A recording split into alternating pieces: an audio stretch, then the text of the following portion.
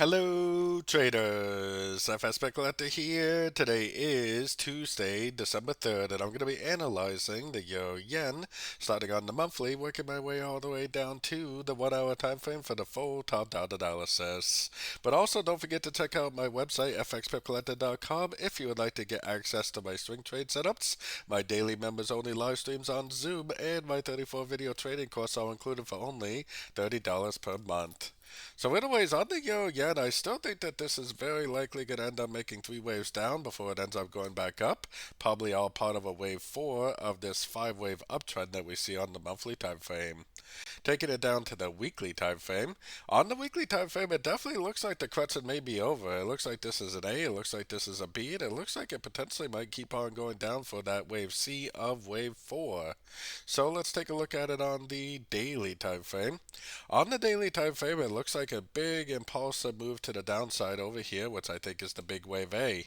Then I think this is an A, B, C of B, and it looks like we're already going down for the bigger move. Now, I think we are probably going to make a little bit of a pullback along the way. I'm sure a few decent pullbacks, but I think that primarily the daily time frame will continue to make lower lows and lower highs. Taking it down to the 4 hour time frame.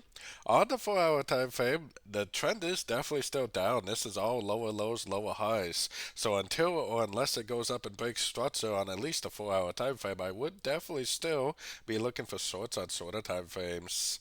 Taking it all the way down to the 1 hour time frame.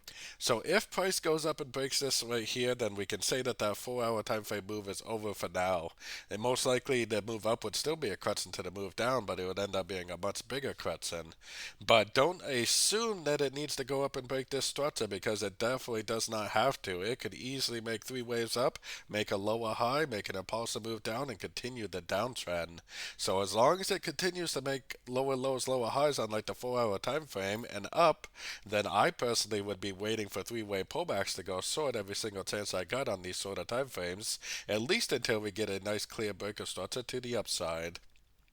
So don't forget to join my free Discord group. It's linked over here in the corner. And as always, thank you and happy trading.